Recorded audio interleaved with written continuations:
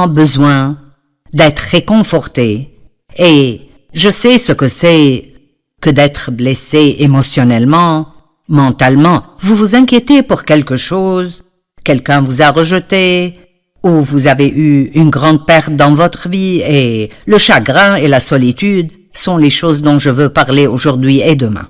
Et c'est quelque chose que, d'un côté, c'est naturel de passer par un processus de deuil, mais si vous le laissez continuer trop longtemps, il peut devenir un vrai problème majeur dans votre vie.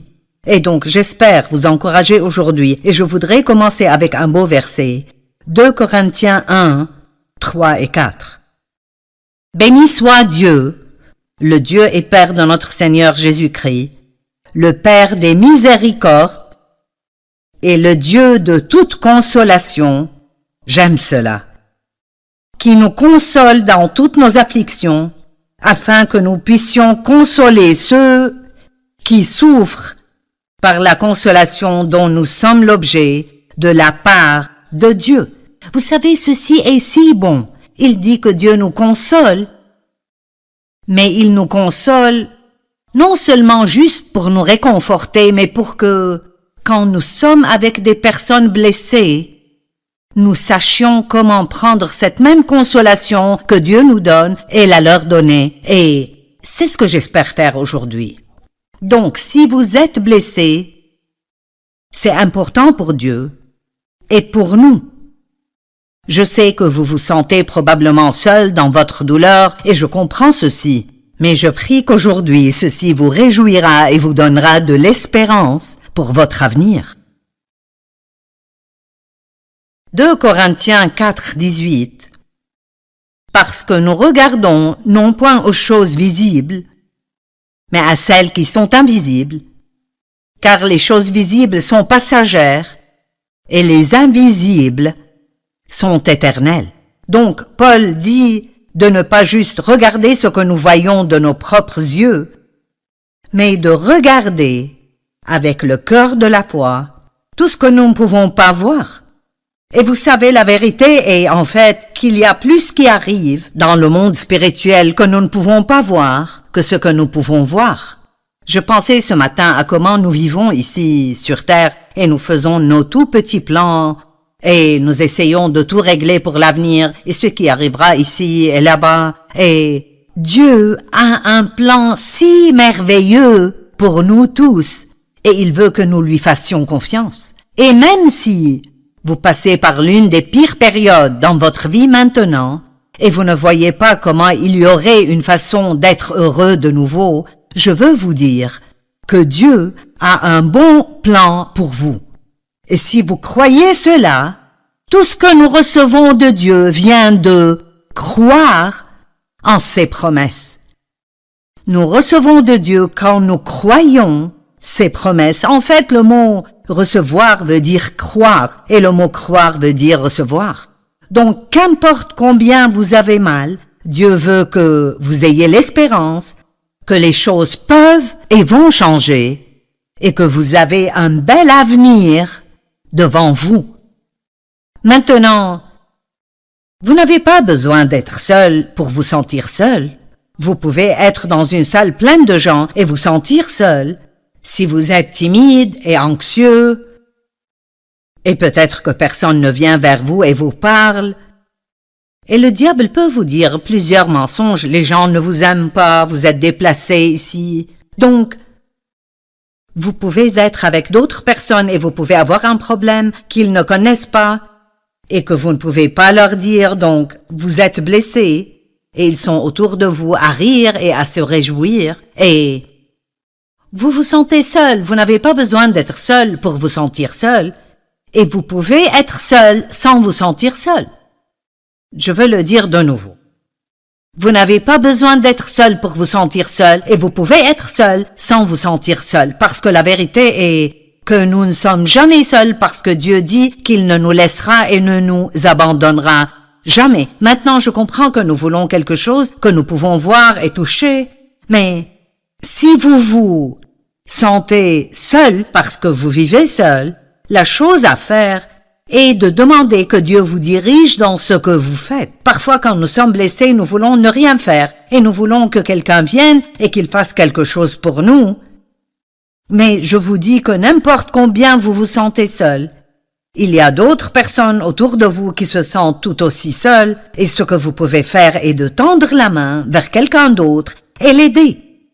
Mais parlons de raisons pour le chagrin et la solitude. On m'a dit que le chagrin et la solitude sont deux des problèmes majeurs dans notre société aujourd'hui.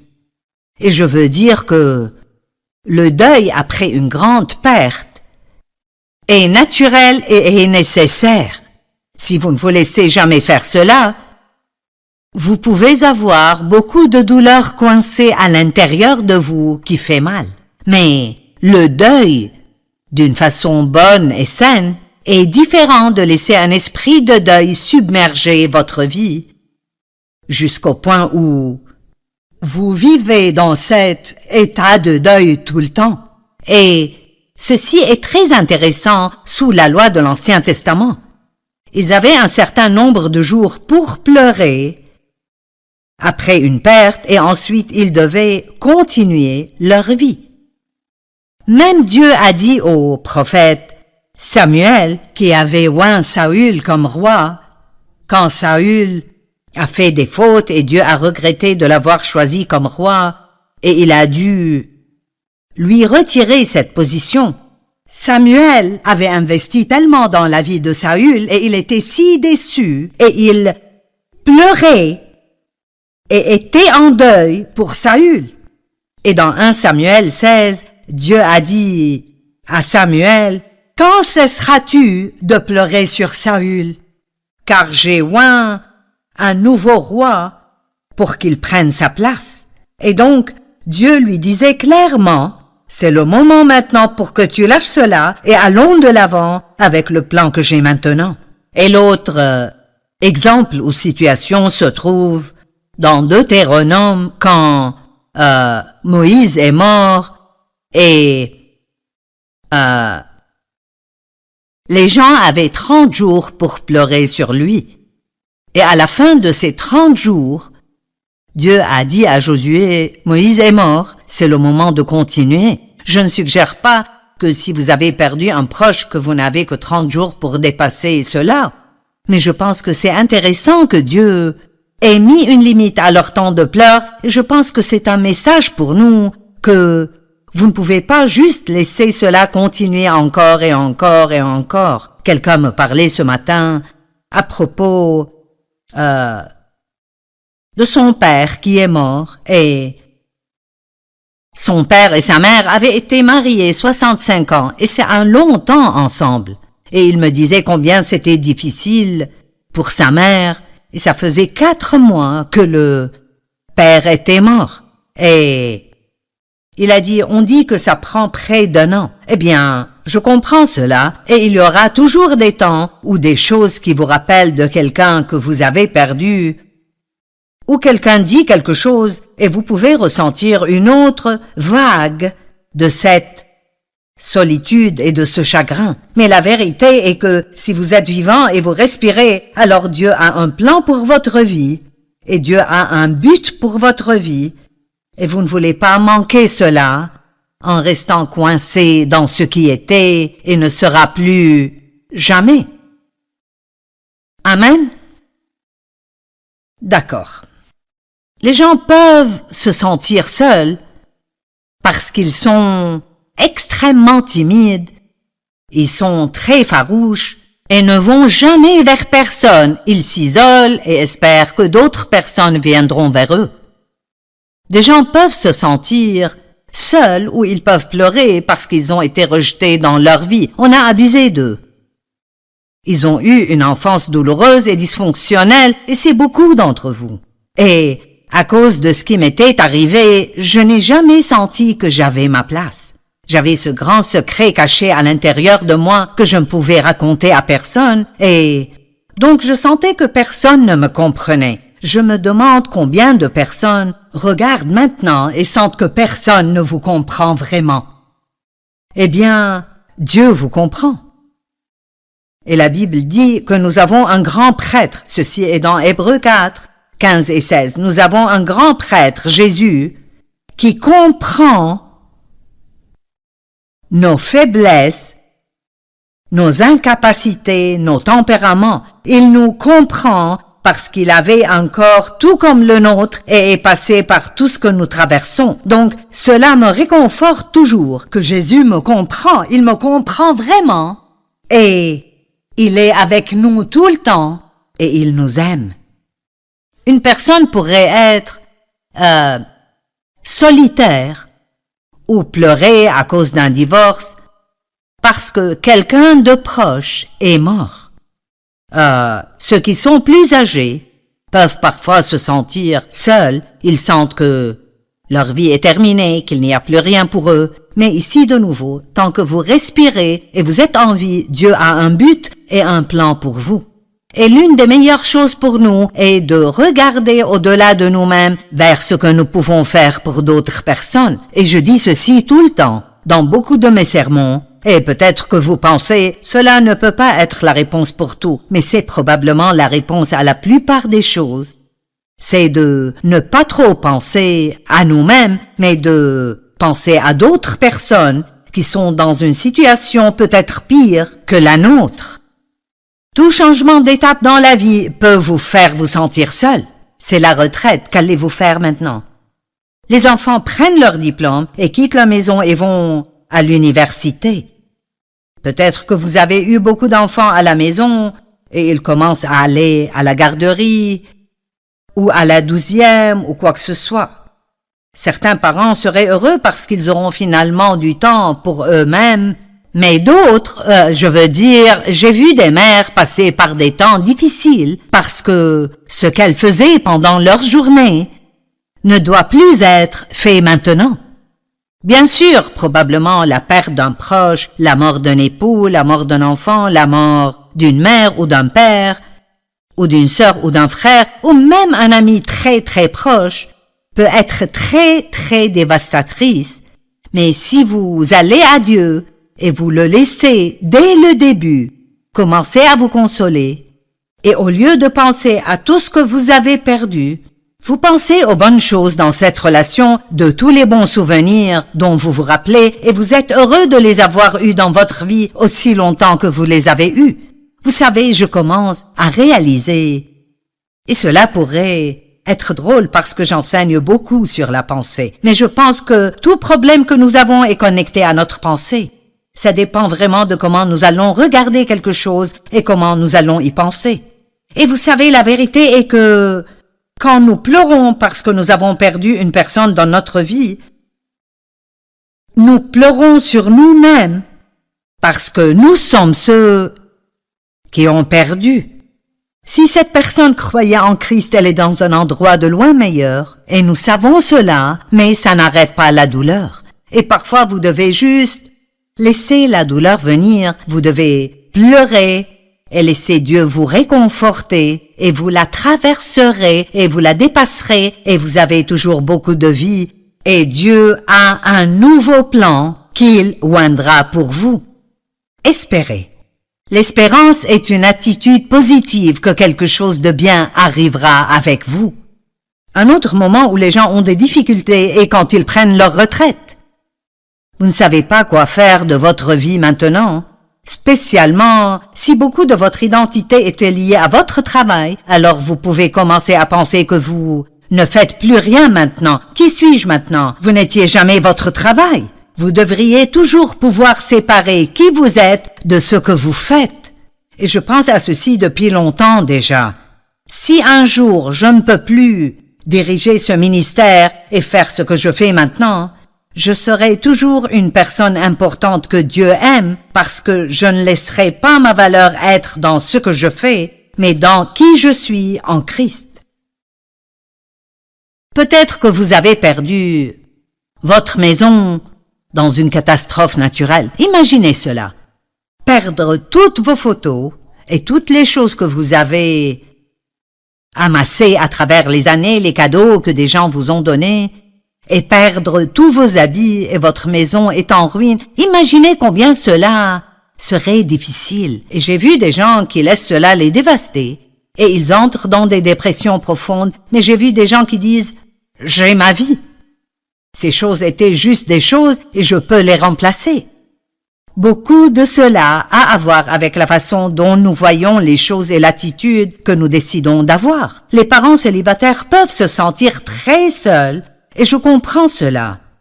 J'étais une mère célibataire pendant un temps, après que mon premier fils ne naisse, mais Dieu merci. Dieu a envoyé Dave Meyer dans ma vie. Et lui et moi, nous nous sommes mariés quand mon fils avait juste un peu plus qu'1 an. Il avait 1 an et même pas 1 mois entier de plus. Mais il y avait une période de temps où j'étais une mère célibataire et l'homme que j'avais épousé avant n'était pas vraiment un père de toute façon. Et je sais que c'est dur, je sais que les choses sont chères et que c'est difficile et vous devez prendre toutes les décisions tout seul. Mais ici aussi, Dieu vous donnera toujours de la grâce dans votre situation. Et je crois vraiment cela. Je crois que si vous êtes un parent célibataire, Dieu vous donnera la grâce de faire tout ce que vous devez faire. Il vous donnera la grâce que quelqu'un d'autre n'aurait pas. Mais c'est important que vous gardiez une bonne attitude. C'est vraiment difficile d'avoir la grâce de Dieu et de se plaindre tout le temps de notre situation. Donc, commencez par aligner votre bouche avec la parole de Dieu et dites « Je crois que Dieu me fortifiera chaque jour et me donnera la capacité de faire ce que j'ai besoin de faire. » Et communiquez avec d'autres personnes qui sont dans la même situation que vous, pas juste pour vous plaindre à propos de combien c'est difficile, mais pour que vous puissiez partager des idées concernant des façons dont vous pouvez faire face aux défis que vous avez.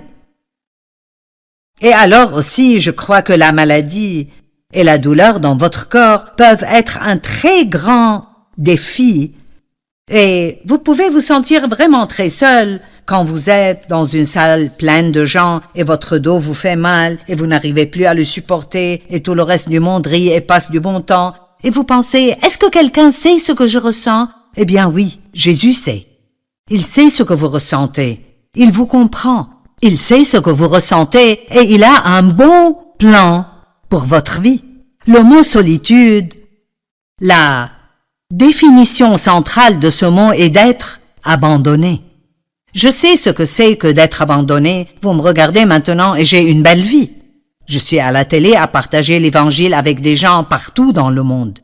J'ai écrit des tas de livres et Dieu est juste si bon envers moi. Mais il y a eu un temps dans ma vie où en fait pratiquement j'étais sans abri. Je n'ai jamais dû dormir dans la rue, mais quand je suis sortie de l'hôpital avec mon premier bébé, eh bien mon mari, l'homme que j'ai épousé en premier, c'était plutôt le gamin que j'ai épousé en premier. J'avais 18 ans et il avait 19 ans et aucun de nous deux ne pensait clairement. Et quand j'étais enceinte, il m'a abandonnée et est allé avec une autre femme et vivait juste à côté de là où nous vivions et donc quand je suis sortie de l'hôpital avec le bébé, je ne savais où aller. Il est venu et m'a prise mais il a fini par appeler une proche, une femme qui avait épousé l'un de ses frères. Ils étaient divorcés, mais elle était une chrétienne et il sentait que peut-être elle nous aiderait parce qu'elle était une bonne femme. Et elle l'a fait. Elle nous a laissé vivre chez elle. Mais j'ai été abandonnée. Quand je l'ai épousé, nous sommes allés en Californie et Albuquerque, Nouvelle-Mexique d'abord, et une nuit, il n'est juste pas rentré. Et il m'a abandonnée là, et il a fait la même chose de nouveau en Californie. Donc je connais la solitude et la douleur d'être abandonné. Mais vous savez quoi? Regardez-moi maintenant. Et c'est cela que je veux que vous compreniez aujourd'hui. Quoi que soit ce que vous traversez maintenant, ne restez pas coincé là. Pleurez comme il faut, puis dites à Dieu ce que vous ressentez. Passez par toutes les phases possibles, mais espérez pour votre avenir. La Bible dit que alors que tout portait au contraire, Abraham a eu confiance, plein d'espérance qu'il verrait les promesses de Dieu s'accomplir dans sa vie. Vous savez, il y a tellement de merveilleux exemples bibliques. Jésus a été abandonné sur la croix. Et il a dit, mon Dieu, pourquoi m'as-tu abandonné? Imaginez cela. Imaginez cela. Dans le jardin de Gethsémane, il a demandé à ses disciples, ne pouvez-vous pas prier avec moi 1 heure? Imaginez ce à quoi il faisait face, sachant ce à quoi il ferait face, ce qu'il traversait, et ses 12 meilleurs amis dans lesquels il a investi de sa vie.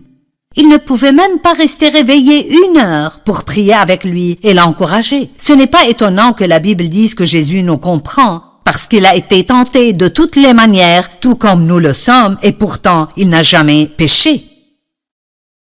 Paul a été abandonné. Écoutez ceci. 2 Timothée 4, 14 à 17. Alexandre l'orfèvre a fait preuve de beaucoup de méchanceté à mon égard. Le Seigneur lui donnera ce que lui auront valu ses actes. Garde-toi de lui, car il s'est opposé avec acharnement à notre prédication. La première fois que j'ai eu à présenter ma défense au tribunal, personne n'est venu. Personne n'est venu pour m'assister. Tout le monde m'a abandonné. Que Dieu ne les punisse pas. J'aime cela.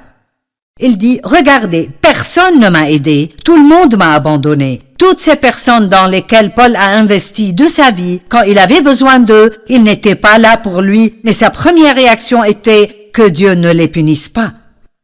Écoutez, si vous pouvez prier des bénédictions sur les personnes qui vous ont blessé, vous êtes en chemin vers une grande percée. Mais écoutez, c'est le Seigneur qui m'a assisté. J'aime ceci. Vous ne sentez peut-être pas la présence de Dieu. Vous ne pouvez pas le voir de vos yeux physiques, mais Dieu est avec vous. Je veux que vous compreniez cela. Dieu est avec vous et il a un plan pour vous. Et toute chose doit arriver à sa fin, mais les fins engendrent toujours de nouveaux commencements.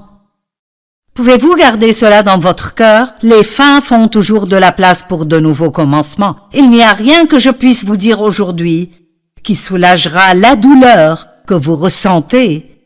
Mais si vous allez de l'avant et ressentez la douleur d'une façon saine et vous laissez Dieu vous aider, vous pouvez sortir de cela comme quelqu'un qui est prêt à servir de problème en vous, mais en la personne qui vous a fait ça. Mais quand vous étiez enfant, vous ne saviez pas cela, donc vous avez commencé à porter ce fardeau qu'il y a un problème en vous. Et ensuite, même quand vous recevez Christ, avant de vraiment renouveler votre pensée et de savoir qui vous êtes en lui, à chaque fois que vous faites la plus petite chose de la mauvaise façon, vous vous sentez coupable et condamné, parfois pendant des jours et des semaines à la fois. Je me sentais coupable quand je ne me sentais pas coupable. Et je suis sérieuse à ce sujet. Je veux dire, j'avais un grand problème avec le truc de la culpabilisation. Je le portais comme un fardeau invisible sur mon dos partout où j'allais. Et j'essayais d'enseigner la parole et de suivre l'appel de Dieu sur ma vie, mais j'avais un vrai problème avec ça. Combien d'entre vous ont des problèmes avec la culpabilisation? Allez, je veux voir. Jusqu'à maintenant? Et vous êtes un croyant depuis longtemps. Mais la Bible dit, si quelqu'un est en Christ, il est une nouvelle créature. Les choses anciennes sont passées, voici toutes choses sont devenues nouvelles. C'est 2 Corinthiens 5, 17. 2 Corinthiens 5, 21 dit, celui qui n'a point connu le péché, il l'a fait devenir péché pour nous, afin que nous devenions justice de Dieu en Christ. Donc quand il siège, et je siège en lui, même quand je fais des fautes, Dieu me voit toujours, d'après la Bible amplifiée, comme étant juste devant lui. Bien que je fasse des fautes parce que mon cœur est droit et je veux faire ce qui est bon et je suis désolée d'avoir fait ces fautes, Dieu me voit toujours comme étant juste devant lui. Nous sommes justifiés en Christ, c'est-à-dire nous sommes changés. C'est comme si nous n'avions jamais péché. Allez, j'en ai assez que vous soyez en colère contre vous-même. Donnez-vous une pause. Jésus a fait le sacrifice final. Il n'y a plus de sacrifice nécessaire. Plus maintenant. Votre culpabilisation n'est pas la façon de payer pour vos péchés. Allez, Si seulement une personne est libérée aujourd'hui, je peux rentrer chez moi heureuse. Mais j'espère que ce sera plus qu'une. Donc je me souviens d'un incident en particulier. J'étais allée faire du shopping et je me culpabilisais. Et je me suis garée à l'arrière du parking pour pouvoir marcher lentement et pathétiquement jusqu'au magasin. Si vous vous sentez mal dans votre peau, vous pourriez aussi bien vous abattre. J'ai entendu le Saint-Esprit dire « Joyce, comment comptes-tu surmonter ce péché ?» Eh bien, je connaissais la réponse. J'ai dit « Oh, je vais recevoir le sacrifice que Jésus a fait qu'il est mort pour moi. » Et le Saint-Esprit a dit « Et quand prévois-tu de faire ça ?» Combien d'entre vous savent que Jésus est mort pour vos péchés? Combien d'entre vous croient qu'il a payé le prix de vos péchés? Très bien. Alors, quand allez-vous le recevoir et vous pardonner vous-même? Allez, quelqu'un doit être libéré aujourd'hui. Certains d'entre vous portent toujours des choses depuis 10 ans et vous vous sentez mal concernant ce que vous avez fait il y a 10 ans. Cela ne vous aide pas et cela n'aide pas Dieu. Amen. Donc, savez-vous ce qu'il m'a dit? Tu sais, Joyce, si ça ne te dérange pas, pourrais-tu juste aller de l'avant et recevoir mon sacrifice maintenant? Parce que j'ai besoin de toi et dans cet état-là, tu ne m'es pas utile. Quand nous sommes dans ce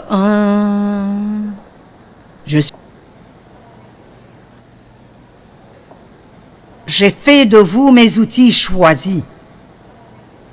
Avec tout ce que nous faisons de mal, Dieu nous choisit et il nous utilise. Et la Bible dit qu'il le fait pour confondre ceux qui pensent être sages et utilisables et qui ont vraiment besoin d'humilité.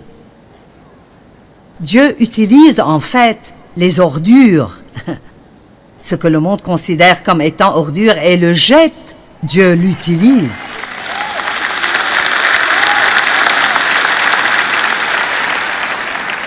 Vous ne comprenez simplement pas combien c'est ridicule que je fasse ce que je fais.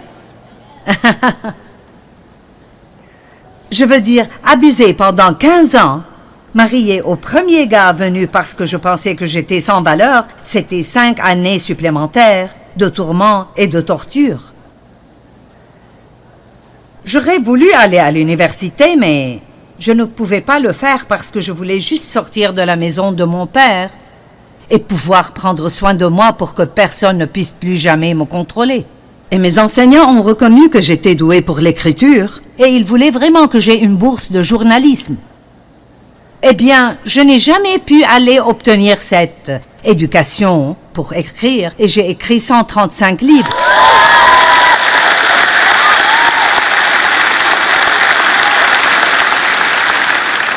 Devinez quoi, j'ai presque échoué l'anglais. C'est vrai, je suis sérieuse. Je l'ai presque échoué parce que je me moquais de si c'était un nom ou un pronom ou un verbe. Je voulais juste parler. Maintenant, je parle à des gens partout dans le monde. Je n'ai jamais appris de langue étrangère, mais je parle en 132 langues. Et je veux dire parce que mes messages sont traduits. Ils sont traduits en 100... Vous voyez? Vous vous disiez, tu les connais? Allez, mes messages sont traduits.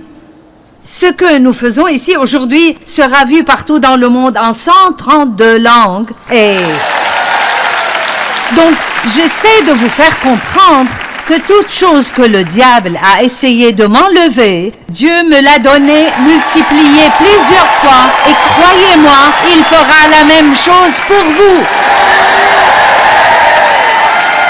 Amen. Alléluia. Mais je veux que vous compreniez que je n'allais nulle part rapidement avant de dépasser cette condamnation. S'il vous plaît, écoutez-moi. Mais c'est ce que je ressens.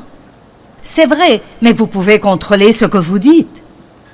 Et je vous le dis, j'ai dû dire probablement 1 million de fois « Je suis la justice de Dieu en Christ » et je le dis toujours, tous les jours. Je suis la justice de Dieu en Christ. Et je dirais même, je me moque de si je me sens coupable, je sais que je ne suis pas coupable. Parfois, vous devez parler à vos sentiments et leur dire, vous n'allez pas me contrôler, vous ne me direz pas quoi faire. Je ne vis pas d'après ce que je ressens, je ne vis pas d'après ce que je vois, je suis une personne de la foi et je marche d'après la parole de Dieu. Donc, si la Bible dit, Dieu vous aime, donc sûrement Dieu vous aime. Qu'importe ce que vous pensez, la Bible dit, Dieu a un bon plan pour votre vie, donc Dieu a un bon plan pour votre vie. Soyez d'accord avec Dieu. Arrêtez d'être d'accord avec le diable et vous verrez peut-être de grandes choses arriver dans votre vie. C'est si merveilleux de tout faire, de cette position de nous reposer en Dieu. Mais vous ne vous reposerez dans aucune autre région de votre vie avant d'apprendre comment vous reposer en Dieu à votre propos. Oui, j'ai entendu ce aïe au fond. Combien de personnes ici ne s'aiment pas eux-mêmes? Je n'aimais pas ma personnalité et je pensais que j'étais trop insolente et effrontée. Je n'aimais pas ma voix. Et je sais que ça n'arrivera pas parce que si j'étais aussi bonne, je serais si vaniteuse que Dieu ne pourrait pas m'utiliser.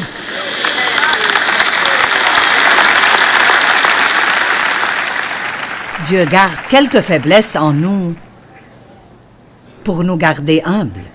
Et jusque-là, je n'ai prêché aucun mot de mon message. Mais je pense que ça va, je ne sais pas.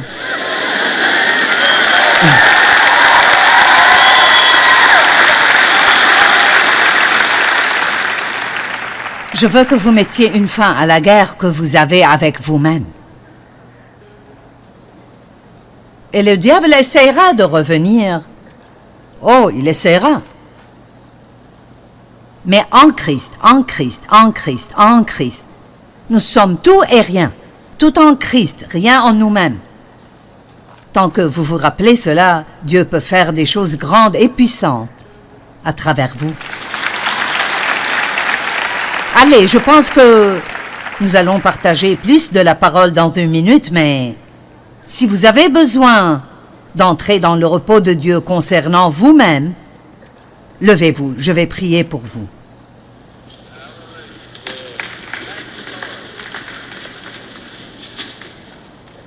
C'est merveilleux parce que c'est presque 80% de l'Église. Oh, ceci est si bien, si bien. Père, je prie pour toutes ces personnes merveilleuses pour lesquelles tu as envoyé ton Fils mourir. Tu as payé le prix pour eux, pour qu'ils puissent savoir qui ils sont en toi. Nous sommes tous des épaves en nous-mêmes, mais en toi,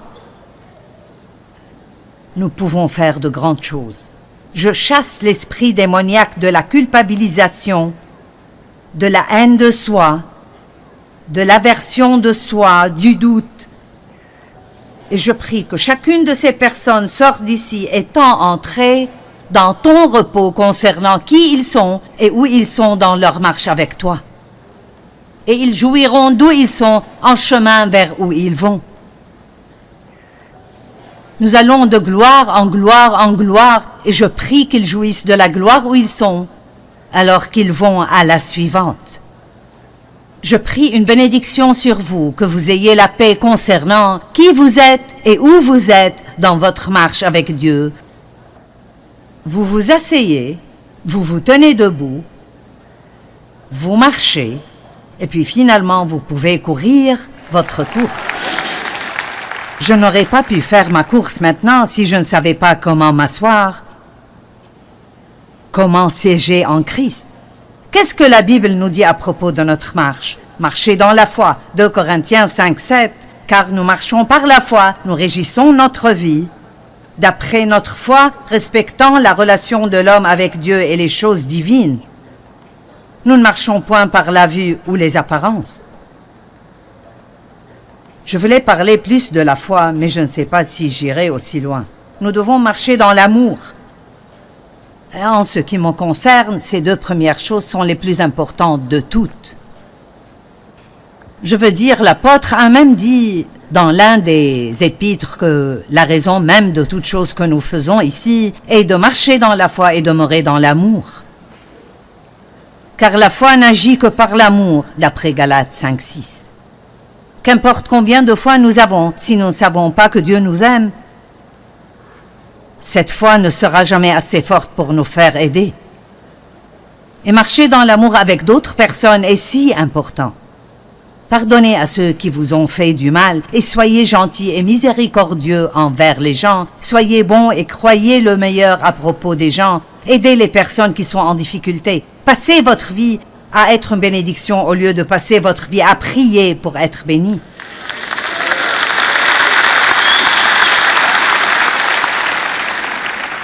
Marchez comme Christ marchait. Marchez pour plaire à Dieu, dit 1 Thessaloniciens 4:1. Colossiens 3:6 et 7 disent « Ne vous comportez pas comme les païens ». Nous allons nous arrêter là juste une seconde et dire « Nous sommes dans le monde, mais nous n'en faisons pas partie ». C'est le moment pour nous d'avancer. Allez, c'est le moment pour nous de choisir d'être excellents et d'arrêter de nous comporter comme le reste du monde. La Bible dit « Sortez donc du milieu d'eux et séparez-vous ». Maintenant, cela ne veut pas dire que nous sommes meilleurs que tous les autres ou que nous n'aurons rien à voir avec un non-croyant. Nous devrions pas être proches et amis intimes de non-croyants, mais nous devons être leurs amis et nous devrions leur montrer l'amour parce que sinon, nous ne leur montrons pas Christ. Mais nous ne pouvons pas devenir comme eux. Je dis toujours, passez du temps avec les non-croyants tant que vous les affectez et ils ne vous infectent pas. Amen. Si nous ignorons et évitons tous les non-croyants, et là, de vous-même. La plupart d'entre nous pensent que si nous obtenons ce que nous voulons, si nous obtenons juste les choses que nous voulons, alors nous serons heureux. Mais la vérité est que les choses ne peuvent pas vous rendre heureux. Vous aurez peut-être un plaisir momentané, mais cette nouvelle chose devient une chose ancienne et ensuite vous devez avoir une autre chose pour vous rendre heureux. Mais j'ai trouvé dans la parole de Dieu et d'après ma propre expérience, et l'expérience est importante parce que la Bible dit que nous apprenons par la parole de Dieu et les expériences de la vie. Et quand je lis quelque chose dans la Bible qui est une promesse, mais ensuite j'en fais l'expérience, ça rend cela doublement plus efficace. Et donc, la Bible nous enseigne que l'une des façons dont nous pouvons vraiment être heureux, et j'ai découvert cela de la parole et de mon expérience, c'est d'arrêter de penser à vous-même et de faire autant que vous le pouvez pour d'autres personnes. Dans Galates 6, il dit « Pratiquons le bien envers tous, et surtout envers les frères en la foi ». Ça veut dire que votre pensée doit être remplie de façon dont vous pouvez être une bénédiction pour d'autres personnes. Mais pour faire cela, nous devons demander à Dieu de nous aider à écarter l'obstacle du moi. Donc, voyons ce que la Bible dit à ce sujet. La parole de Dieu nous dit qu'il y a une vie supérieure et une vie inférieure. Et la vie inférieure serait la vie vécue d'après les standards du monde. La vie supérieure serait la vie vécue d'après les standards de Dieu. Si vous pensez à cela, le monde dirait « Obtenez tout ce que vous voulez pour vous-même, vous le méritez, rendez-vous heureux et la vie sera bonne. » Mais en fait, c'est la vie inférieure. Dieu dit « Ne pensez pas à vous-même, demandez-moi ce que vous voulez, jetez vos fardeaux sur moi et faites-moi confiance pour faire ce que je sais est le meilleur pour vous et utilisez votre temps, votre argent, vos ressources et vos efforts pour être une bénédiction pour d'autres personnes et c'est la vie supérieure et vous aurez une joie que vous ne connaîtrez jamais si vous vivez la vie inférieure. » Marc 8, 34 et 35 dit Puis, ayant appelé la foule avec ses disciples, il leur dit, si quelqu'un veut venir après moi, vous n'allez pas aimer cette partie. Mais n'éteignez pas votre télé, je veux que vous écoutiez.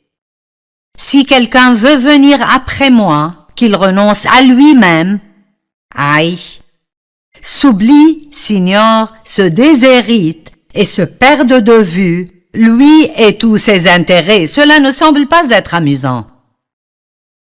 Vous ne pourriez pas faire applaudir beaucoup de personnes avec ce verset. Qu'il se charge de sa croix et qu'il me suive. Donc la croix que nous devons porter n'est pas la pauvreté, ni la maladie, ni les plaies, ni les désastres, ni la misère.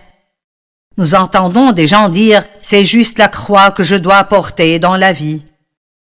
Ce n'est pas ce qu'est la croix que Jésus veut que nous portions est de vivre généreusement.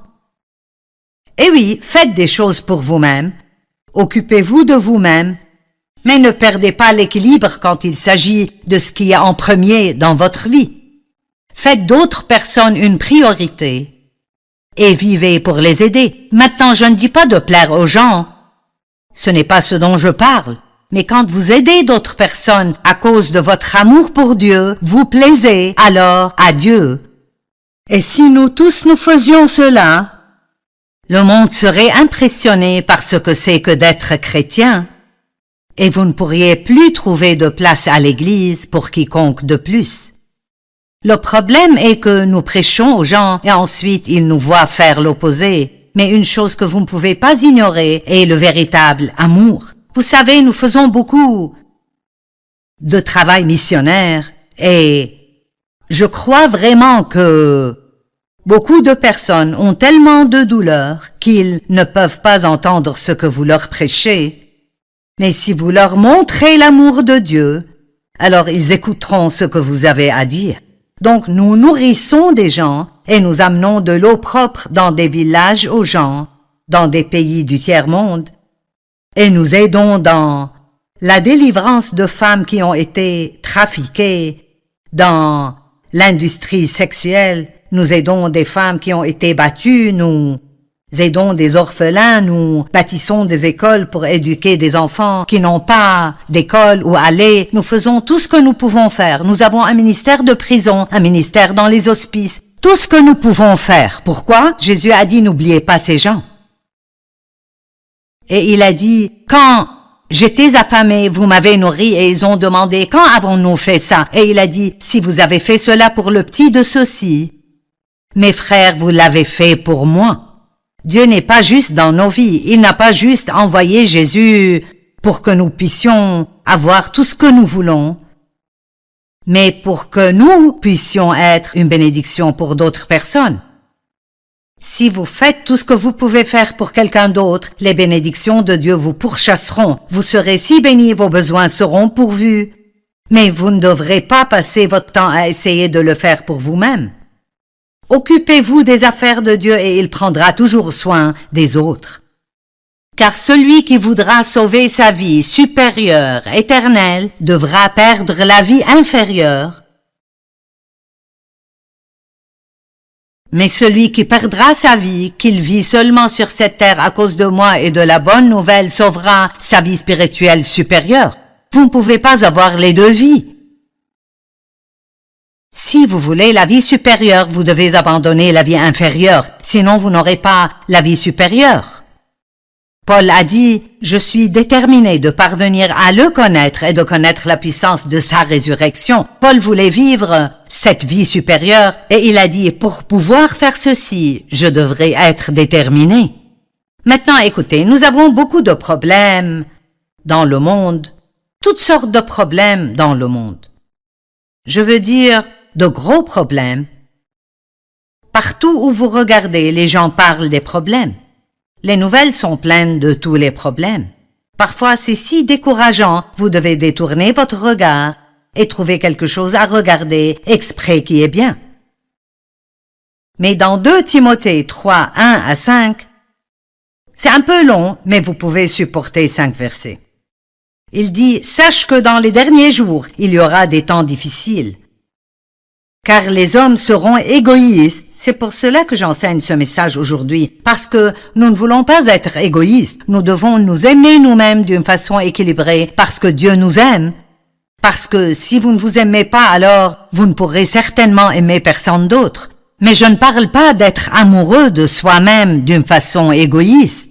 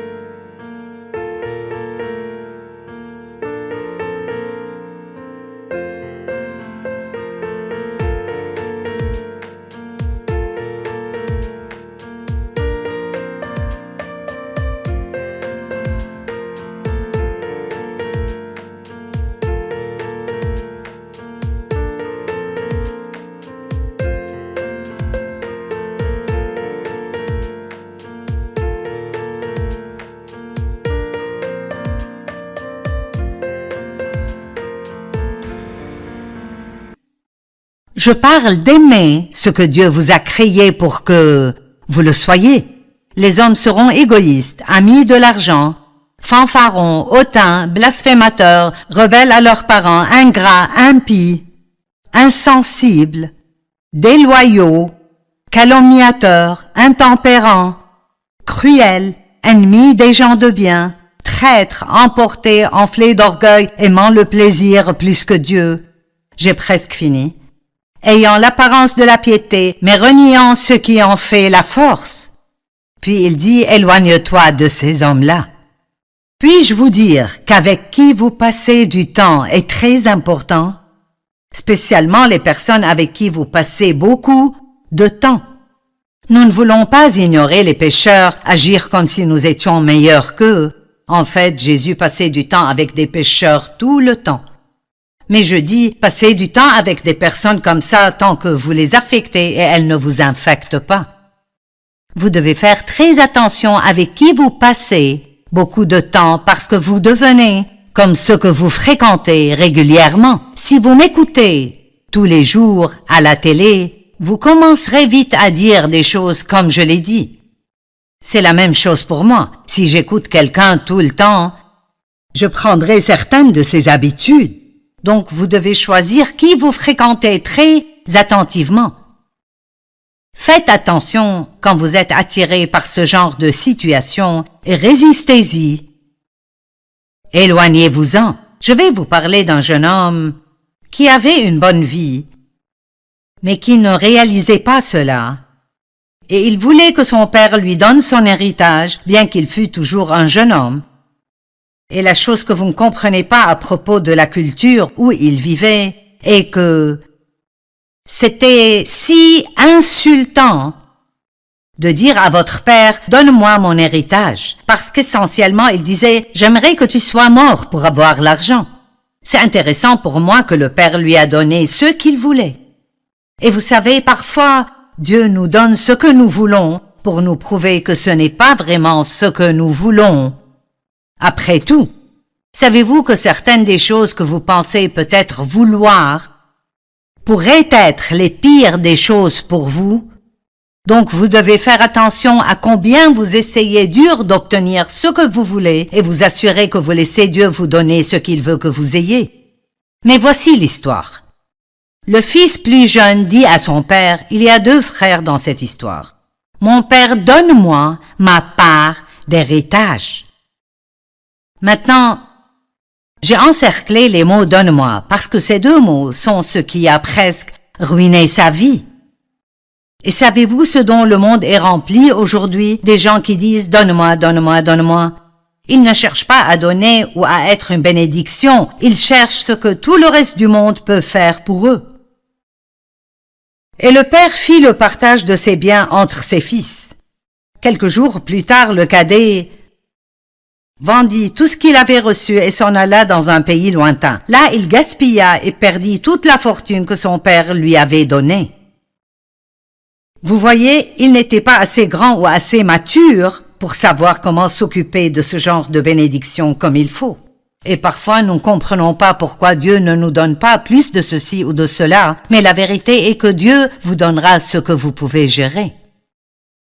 Si vous vous rendez misérable parce que vous voulez des choses que vous n'avez pas, pourquoi ne pas dire « Dieu, je veux ta volonté ». Ne me donne pas ce que je demande si ce n'est pas ce que tu veux que j'ai. Maintenant, écoutez. Il gaspilla sa fortune en menant grande vie. Lorsqu'il eut dépensé tout ce qu'il avait, une grande famine survint dans ce pays et il commença à se trouver dans le besoin. Il se trouva donc du travail à garder les pourceaux. Son boulot était de nourrir les pourceaux. Mais avant longtemps, tout ce qu'il pouvait manger était la même chose que les pourceaux mangeaient. Voici ce jeune homme qui vivait à la maison avec un père riche qu'il aimait et avait une belle vie, mais il n'était pas satisfait. Peut-être que vous regardez aujourd'hui et vous vous êtes permis d'être insatisfait. Mais si vous y pensez vraiment et vous regardez autour de vous, vous avez une belle vie. Savez-vous que si vous vivez sous un toit et avez quelque chose à manger, vous êtes plus béni que probablement les 2/3 des gens dans le monde? C'est mauvais quand nous oublions nos bénédictions et nous regardons seulement à ce que nous n'avons pas.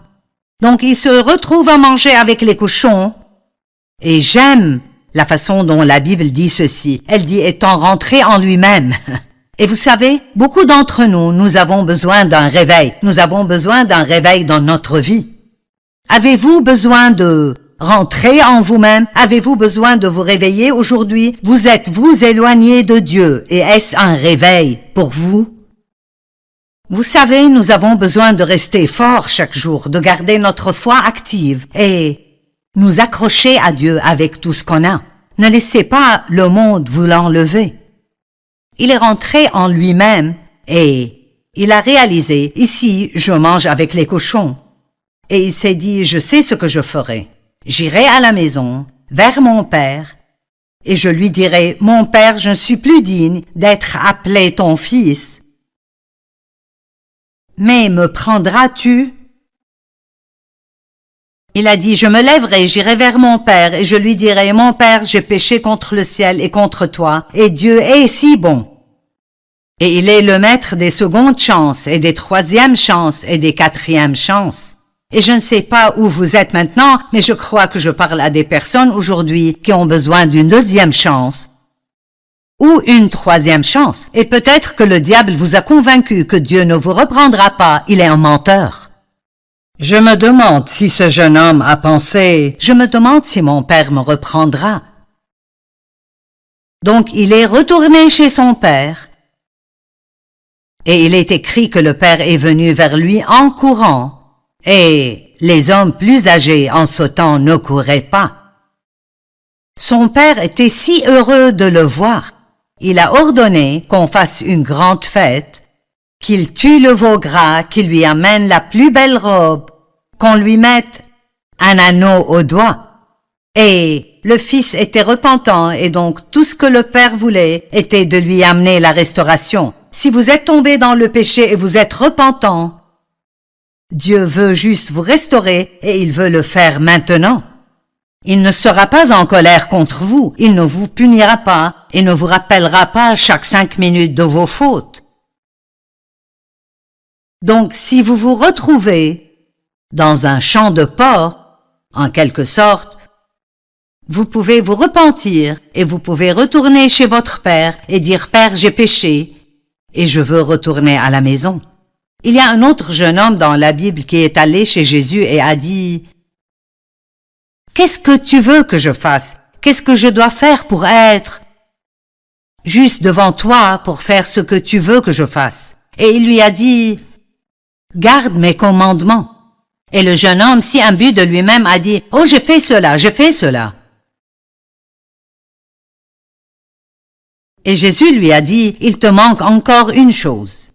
C'est quelque chose que nous devons réaliser, c'est que quoi que nous pensions avoir fait, il y a toujours quelque chose qui nous manque. Et c'est vraiment une bonne nouvelle parce que ça veut dire que, qu'importe combien de bonnes choses nous pensons avoir faites, il n'y a rien que nous puissions faire qui nous rendrait justes devant Dieu. Nous avons toujours besoin de Jésus. Il y a toujours cette chose qui nous manque. Et Jésus veut venir et réparer cela. Et donc Jésus a dit au jeune homme, parce que l'homme était très riche, il a dit, va vendre tes biens, distribue-les aux pauvres. Et la Bible dit que le jeune homme s'en est allé tout triste parce qu'il était très riche. Maintenant écoutez, il y a un message plus profond dans cette histoire que nous lisons. Que se serait-il passé si le jeune homme avait vendu tout ce qu'il avait et distribué l'argent aux pauvres?